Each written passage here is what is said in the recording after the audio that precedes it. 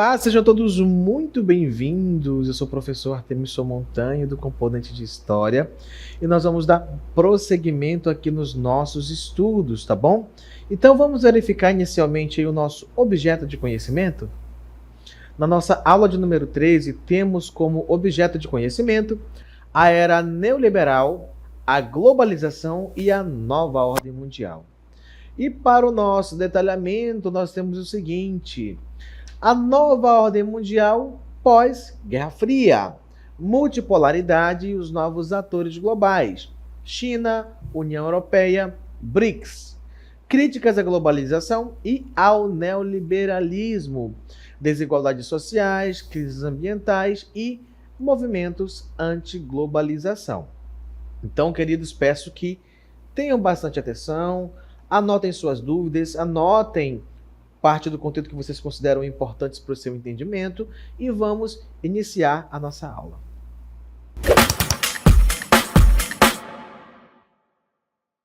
Você pode ficar já aqui de olho no cenário, começar a surgir algumas dúvidas na sua cabeça, ou então uma certa familiaridade, né? Um certo reconhecimento, né?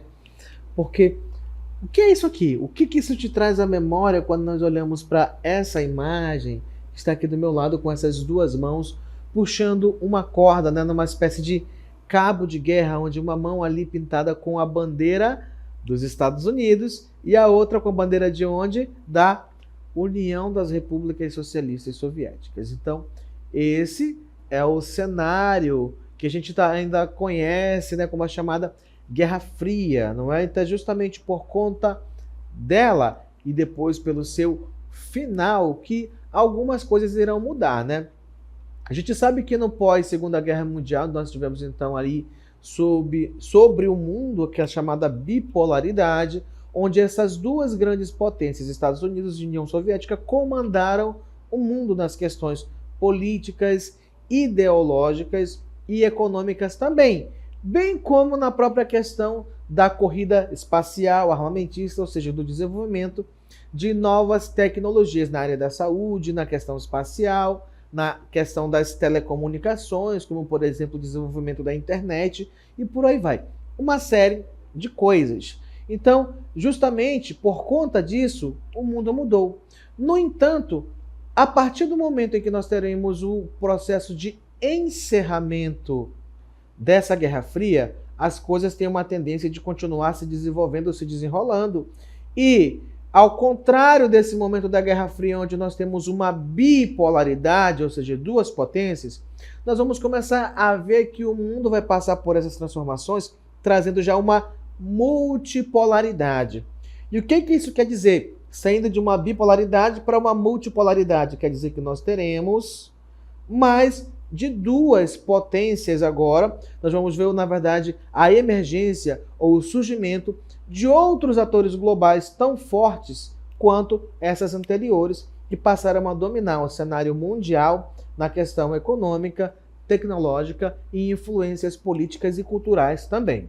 Então é sobre isso que nós vamos conversar um pouco na nossa aula, né? Então, pós esse momento de Guerra Fria, o mundo vai continuar em processos de transição e de transformação que passo a passo irão transformar sociedades, né? Transformar a vida das pessoas, transformar a economia e as políticas também, tá bom? Então vamos lá verificar o que vai surgir a partir desse momento, a chamada nova ordem mundial pós-Guerra Fria, tá bom? Então, ali nós temos novamente a imagem trazendo para a gente essa lembrança ali do que foi essa Guerra Fria, essa disputa, a questão do capitalismo, do socialismo ali entre Estados Unidos e União Soviética, não é? Então, multipolaridades e desafios globais. A queda do Muro de Berlim em 1989 e o fim da União Soviética em 1991 marcaram o fim da Guerra Fria e o início de uma nova configuração geopolítica ali durante o século XX, tá bom? E o que vai acontecer? O mundo viveu sob a bipolaridade dos Estados Unidos e União Soviética. O período pós-Guerra Fria trouxe transformações profundas, com o surgimento de novos atores globais e a crítica ao modelo neoliberal e globalizante. Então a gente viu em uma das nossas aulas anteriores essa questão do que é esse neoliberalismo, né? A partir da ideia do Keynes, né? A questão do keynesianismo ali que pregava a questão, por exemplo, anteriormente, né? Ali nos Estados Unidos, a influência do keynesianismo, a gente vai ter aquela questão da ação do Estado. E depois a gente tem o surgimento da escola de Chicago, principalmente nos Estados Unidos, já trazendo a ideia de que não, o Estado não pode ter essa interferência. Então, enquanto o keynesianismo, essas ideias foram utilizadas, por exemplo, no pós-crise de 29, da Grande Depressão, como, por exemplo, sendo colocado em práticas o New Deal, já depois disso a gente vai ter uma mudança nessas tendências e o neoliberalismo vem então já para tentar retirar essa forte interferência do Estado nas decisões de como o Estado vai criar empregos, de como ele vai gerir empresas estatais, de como isso tudo vai acontecer. Então aí, por conta dessas ações neoliberais, a gente passa a ver, na verdade, essa ação mínima do Estado sendo implantada. E muitas empresas que antes eram estatais passam agora para a iniciativa privada. Um exemplo disso, por exemplo, aqui que a gente pode citar de forma mais clara, é o Brasil, não é? Onde nós tivemos grandes empresas que eram estatais, que foram criadas pelos governos federais, que passaram por transformações, foram vendidas para setores privados e passaram assim, então, de cunho privado. Como, por exemplo, a empresa Vale do Rio Doce. Nós temos também a Petrobras, que ela não é totalmente privada, mas também não é mais totalmente estatal. Ela tem uma economia mista ali, né, misturado acionistas privados e o Estado ali tentando entrar em consenso no processo de gestão. Então, essa questão começa a surgir, né, ali da questão desse neoliberalismo, mas ele também passa a ser criticado duramente. Por quê? Porque na medida em que essa forma de pensar política e pensar economia neoliberal se estabelece, essas empresas que foram anteriormente criadas com a intenção de aumentar assim, a influência e o poder do Estado e como ele age para benefício da população, na medida que elas passaram a ser privatizadas e não mais o Estado gere essas ações, nós vamos ter uma tendência de concentração de riquezas e poder nas mãos de poucos, nas mãos da elite. Então, essa empresa para de servir aos interesses da população e passa a servir aos interesses de quem? Do proprietário, não é? Uma questão privada. Então, essas ações neoliberais dos processos de privatização, da não ação do Estado, da livre ação do mercado por conta própria, de o Estado não ter a interferência mínima ali, passa a ser duramente criticada, mas que o Estado deve, de forma mais adequada, agir a modo de propiciar o bem-estar social, tá bom? Então, são essas as críticas que começam a ser colocadas. Então, a gente percebe no Brasil, se a gente for parar para analisar, momentos específicos em que essas ações vão acontecer também, tá? Não só no Brasil, como em diversos outros países. E, claro, a questão da globalização. Quando nós falamos em globalização, nós não podemos limitar o nosso pensamento apenas às questões econômicas, né? Pensando, uma moeda que é muito forte, que influencia as negociações internacionais de compra e venda, como, por exemplo, hoje nós temos o dólar, né? Que é uma das moedas mais fortes do planeta. Uma das, não estou dizendo que é a única, nem a mais, mas é uma das moedas que se realiza negócios ali, né, internacionais de um modo muito forte. Mas não podemos apenas dizer isso, que o dólar é utilizado em vários países como apenas uma forma de classificar a globalização. Quando nós falamos nessa questão da globalização, nós falamos, além das interferências econômicas e influências, falamos também dos processos onde essas nações terão contatos umas com as outras e a própria questão da cultura também vai ser levada juntamente com a questão das influências econômicas. Influências políticas também estarão presentes, mas também as culturas passam a influenciar, como por exemplo a cultura norte-americana, que é vista com bons olhos não só no Brasil como em diversos outros países, assim como também a questão da moda que vem de um país para outro, as tendências de estilo de beleza, de vida, de negócios. Então, tudo isso faz parte desse processo de globalização. Então, quando nós falamos em globalização, nós temos que pensar que todas as questões que estão relacionadas ao mundo humano, à sociedade, política, saúde, bem-estar, moda, beleza, cultura, tudo isso está circulando no mundo e levando influências de um lugar para outro, Da mesma medida que vem influência de fora do Brasil para o Brasil também influencia com sua cultura outros países também. Então a globalização está para além das questões estritamente econômicas, tá bom? Ela extrapola esse sentido. No entanto, essa questão da globalização também começa a estar nas pautas de discussões, principalmente de alguns países, como, por exemplo, aqui na Europa, um país vizinho nosso, né, que critica duramente por que os jovens estão sendo fortemente influenciados pela cultura brasileira, que destoa tanto da cultura local deles. Então, para alguns países, isso acaba sendo um problema, porque as tradições, culturas, modos de vivência acabam sendo tão influenciados que se acaba perdendo algumas tradições, tá bom?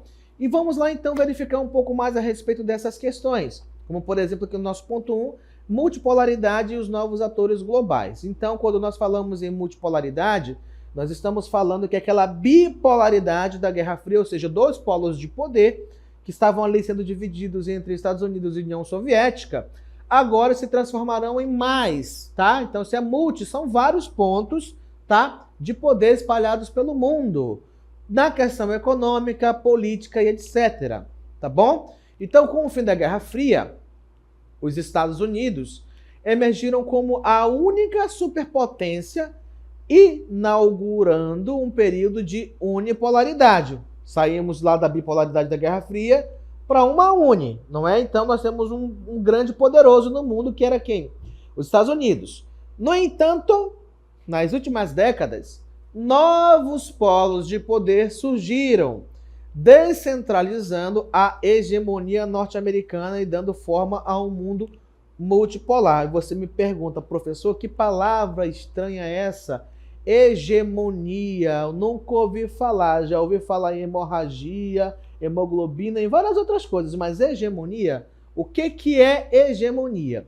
Quando nós falamos na hegemonia de um país, nós estamos dizendo que ele está na posição mais elevada de poder e dominância, tá bom?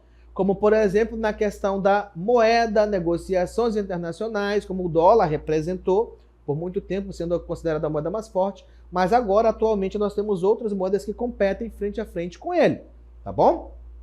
Então, nós estamos dizendo aí que os Estados Unidos, por muito tempo, foi o país mais forte politicamente, economicamente, culturalmente, tecnologicamente e militarmente também. É isso que nós estamos falando, tá bom? Nesse pós-Guerra Fria. No entanto, nós estamos também afirmando no nosso texto que com o passar dos anos, outras potências mundiais acabaram emergindo, acabaram surgindo, tirando esse lugar de hegemonia como o único dominante dos Estados Unidos e se pondo também ao lado dele como outras potências poderosas.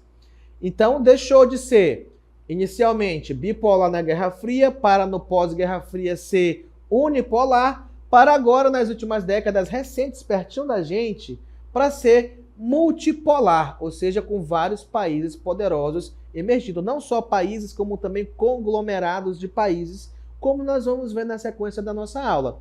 Então, o primeiro país que a gente vai observar nesse interim, que vai emergir como uma grande potência, é quem? A China. Então, a ascensão da China.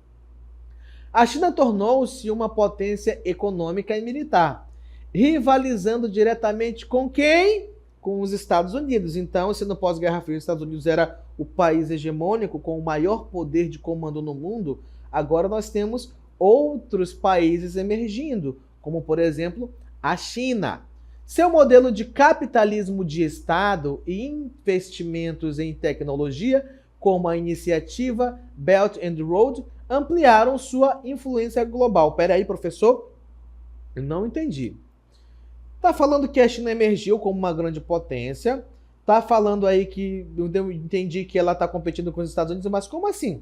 Seu modelo de capitalismo de Estado, mas se os Estados Unidos com o modelo capitalista era o país mais forte. Então, como é que pode existir um capitalismo de Estado, mas o Estado, quando o Estado comanda tudo, não é comunista? Como é que isso funciona? Na verdade, nós podemos ousar afirmar, tá, que na verdade a China tem uma economia mista, misturando princípios do capitalismo com princípios de quê? Do socialismo. Porque apesar de nós termos lá empresas que investem grandemente na existência e desenvolvimento de tecnologias novas, que compram, que vendem, que visam lucro, mas a ação do Estado está fortemente presente, definindo as direções que esse mercado, que essa indústria vai tomar. Existem empresas privadas? Sim, existem empresas privadas na China. No entanto, todas elas, independente se forem estatais ou privadas, estão sujeitas à ação do Estado. Por isso nós temos um capitalismo de Estado, porque o Estado é a maior entidade que vai gestar, que vai organizar a economia nacional, tá bom? Então é isso que vai fazer com que a China se torne uma grande potência, não só isso também, né, na questão econômica, mas investindo de modo muito pesado nas questões de bem-estar social da população, né? Como, por exemplo, investindo na educação, investindo na saúde, em infraestrutura das cidades e por aí vai. Além da China, nós vamos ver também uma outra questão que vai começar a surgir e emergir como uma dessas influências multipolares de poder nesse momento. Como, por exemplo, na sequência, a gente vai ver a União Europeia como ator geopolítico. Ué, professor, mas a União Europeia, se a União Europeia, a Europa não é um continente? Então, se nós estamos falando na União Europeia, então não é um país. Não, não é um país, de fato, não é. Mas é um bloco econômico de vários países que se juntam como uma entidade, onde nós vamos ter, claro, alguém que é um representante ali desse país que vai tomar as ações necessárias em nome do bloco para que se estabeleça como grande potência econômica o bloco e não o único país. Então, a União Europeia consolidou-se como um bloco econômico e político. Embora enfrente desafios como o Brexit e crises migratórias, sua busca por autonomia estratégica demonstra a tentativa de equilibrar-se entre os Estados Unidos e a China, tá bom? Mas o que é esse Brexit, professor, que o senhor falou aí? Quando nós estamos falando nesse Brexit, nós estamos falando num momento em que a Inglaterra, tá bom, se retirou da União Europeia. Por que ele se retirou? Por questões econômicas e políticas, né? Naquele momento, a Inglaterra achou que era a melhor opção para ela sair. Mas por que isso representou, no caso, aí, uma perda para a União Europeia? Porque a Inglaterra era um país, é um país forte economicamente, politicamente também influente, né, de forma internacional. Então, a Inglaterra, por conta dessa saída, quando ela de fato sai desse bloco, de certa forma ela leva grande parte da influência do bloco juntamente com ela. Então o bloco tem uma tendência de perder uma autoridade, de perder poder de barganha, de negociação, de influência política junto com a saída da Inglaterra. Por isso que isso foi um problema para o bloco. Mas ele se mantém ainda hoje, tá bom? Continuando, depois da União Europeia, nós vamos ter então um outro bloco, tá? Que vai ser importante também, que no caso é o BRICS, que está para além de países de mesmo continente, tá bom? Na verdade, é um bloco econômico agora que está se fortalecendo de forma muito grande, que inclusive está abarcando outras grandes potências mundiais, que já são pontos multipolares de poder, que agora estão se fortalecendo mais a partir do momento que se agregam em um novo bloco econômico, como é, né, a questão do BRICS, que a gente está vendo aí, ó. O bloco BRICS, que é formado a partir das siglas de Brasil, Rússia, Índia, China e África do Sul, representa uma alternativa à ordem ocidental, promovendo instituições como o novo Banco de Desenvolvimento NDB e defendendo uma governança global mais inclusiva. A expansão do grupo em 2023, com a entrada de novos membros, reforça sua relevância. Ou seja, apesar de nós termos aí a sigla BRICS representando quem? Brasil, Rússia, Índia, China e África do Sul, esses 5 países, tá? A África do Sul não é um continente, gente, tá? Não vá confundir, por favor. A África é um continente. A África do Sul fica lá embaixo do mapa da África, é um país, tá bom? Mas o BRICS não aglomera apenas esses 5 países. Mais de 20 países, se não me falha a memória, atualmente compõem o BRICS. E muitos outros enviaram pedidos para começar a integrar o bloco, tá bom? Então, por conta disso, por exemplo, hoje, né, se você for pesquisar as questões relacionadas a isso, é uma grande ameaça ao poder dos Estados Unidos. Por quê? Porque se pensa na possibilidade de se lançar uma moeda de circulação internacional entre os países que fazem parte do BRICS. Para quê? Para que elas comecem a negociar com essa moeda única, abandonando o dólar, deixando ele de lado. Isso faria com que acontecesse o quê? Que o dólar perdesse valor de mercado, então ele seria desvalorizado, prejudicando a economia de quem?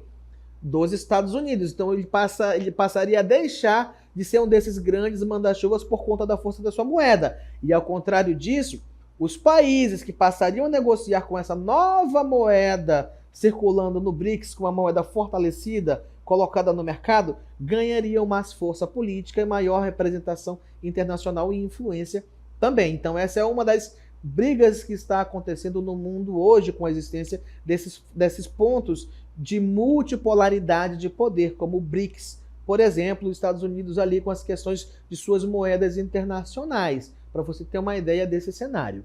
No nosso ponto 2, então, nós vamos ver agora aqui a questão das críticas à globalização e ao neoliberalismo, que a gente começou já a verificar um pouco antes. Então, a globalização e o neoliberalismo, embora tenham impulsionado o crescimento econômico, também geram desigualdades e crises, levando a protestos e movimentos de resistência. Então é sobre essas questões que nós vamos falar, sobre essas questões de desigualdades e esses outros aspectos também. Então vamos lá. 2.1, desigualdades sociais. Como é que isso está relacionado? A concentração de riqueza aumentou. Enquanto corporações multinacionais lucram, milhões permanecem na pobreza. Relatórios da Oxfam mostram que 1% mais rico detém grande parte da riqueza global. Por conta de quê? Da questão do neoliberalismo, das ideias neoliberalistas que, quando presentes em uma nação e ele é adotado de modo ativo como política econômica, ele permite que, por exemplo, como eu citei para vocês, empresas estatais sejam privatizadas, que a ação do mercado seja determinada pelo próprio mercado, sem o governo, sem a figura do Estado representar nenhum tipo de autoridade, não podendo fazer nenhum tipo de ação relacionada às próprias regras da economia. Porque, segundo as leis econômicas, né, do liberalismo que surgiu lá no período moderno, o mercado tem as suas próprias leis, tem a sua própria mão invisível que move as coisas. Então, já que existe essa mão invisível do mercado que rege as suas próprias regras, o Estado não tem por que interferir. Então, dessa forma, quem é rico acaba concentrando os meios de produção nas suas mãos, ficando apenas mais rico, explorando quem não tem esses meios de produção como mão de obra e enriquecendo mais. Essa é a questão que está sendo criticada a partir dessa questão do neoliberalismo, tá bom? Outro ponto, além das desigualdades sociais, onde pessoas ricas ficam mais ricas e pobres ficam mais pobres, são as chamadas crises ambientais. Por que elas acontecem? O modelo de produção globalizado acelerou a degradação ambiental, com mudanças climáticas, desmatamento e poluição. Por quê? Porque ainda se precisa de muita matéria-prima para as indústrias, como ferro, né, minério de ferro, minério de ouro, de prata, estanho, chumbo, cobre, níquel e por aí vai. Uma série de outras coisas. Então, para isso, você tem que escavar o solo, você tem que desmatar, se polui os rios na busca por ouro ali com mercúrio e outros metais pesados. Então, tudo isso traz profundamente ali mudanças e, no caso, a depredação e poluição da natureza, tá bom? Ainda essas questões climáticas também, no caso, com o aumento da emissão dos gases que aumentam o buraco da camada de ozônio, proporcionando a questão do efeito estufa ficando mais intensa, que aumenta o calor no planeta, derretimento das calotas polares e tudo mais, não é? Então isso a gente vê o quê? Que o nível dos rios muitas vezes ou seca demais ou enche demais, proporcionando às vezes secas tão intensas que morrem muitos peixes, as pessoas são obrigadas a sair de suas localizações de moradia para ir para outros lugares, ou muitas vezes por conta das enchentes. As enchentes muitas vezes podem vir de forma tão forte que elas acabam levando casas, destruindo vilas, né, proporcionando com que pessoas, né, ou melhor, causando, né, com que essas pessoas acabem também tendo que abandonar esses lugares por conta dessas enchentes. Então nós vamos ter ali, ó, os chamados refugiados climáticos sendo originados por conta dessas questões climáticas, por conta da destruição do meio ambiente, tá bom? Então, muitas vezes essas pessoas acabam migrando de um país para outro, tá bom? Buscando melhores condições de vida. Então, se você pesquisar, dar um Google ali, fazer uma pesquisa, procurar refugiados climáticos, você vai ver, né, cenas de pessoas atravessando pontes, atravessando rios ali que transbordaram por conta dessas questões, tá? Acordos como o Paris Agreement tentam mitigar os danos, mas enfrentam resistência de grandes economias. 2.3, movimentos anti-globalização. Desde os protestos em Seattle em 1999 até movimentos atuais, cresce a oposição ao neoliberalismo, por conta de que? De se evitar esse processo excessivo do acúmulo de riqueza nas mãos daquele 1% mais rico do mundo. Só por isso. Críticos, continuando, argumentam que a globalização beneficia elites em detrimento de trabalhadores e soberanias nacionais.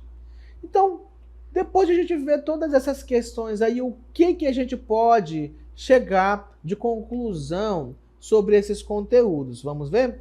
A nova ordem mundial, que essa nova ordem mundial que nós falamos é justamente aquela multipolaridade formada por grandes potências, como a gente viu, Estados Unidos, União Europeia, China, BRICS, né? E os países que continuam ascendendo, ganhando espaço no mundo.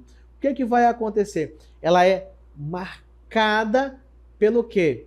Pela essa multipolaridade com a China e tudo mais. E então nós vamos ter o processo de esvaziamento de poder de algumas outras potências, como por exemplo os Estados Unidos, por conta dessas brigas econômicas, de sanções e tudo mais, acabou perdendo grande parte do seu poder e autoridade, vamos colocar assim, sobre o mundo, né? Que ele exercia pressão em várias partes do mundo. Paralelamente às críticas à globalização e ao neoliberalismo, evidenciam a necessidade de um modelo mais justo e sustentável, ou seja, onde a riqueza seja melhor distribuída entre as pessoas, não fique concentrada apenas nas mãos dos ricos, e também se pense em meios de preservar o meio ambiente, claro, utilizar o que se necessita, mas sem destruir o meio ambiente, por isso precisa ser sustentável. E formas de se fazer isso é, por exemplo, pensando em meios de produção de energia que sejam mais eficazes e sustentáveis, como, por exemplo, parar de utilizar a energia à base do petróleo e utilizar mais a energia, por exemplo, solar, eólica, não é? São formas de utilizar, né, energias alternativas e que vão, com certeza, poluir muito menos o meio ambiente. Então, o futuro dependerá de como esses atores negociam cooperação e conflito em um mundo cada vez mais complexo e onde surgem cada vez mais atores globais nesse cenário mundial que acumulam poder político e econômico e influência sobre o mundo todo. Tá bom, queridos? Então essa foi a nossa aula de hoje.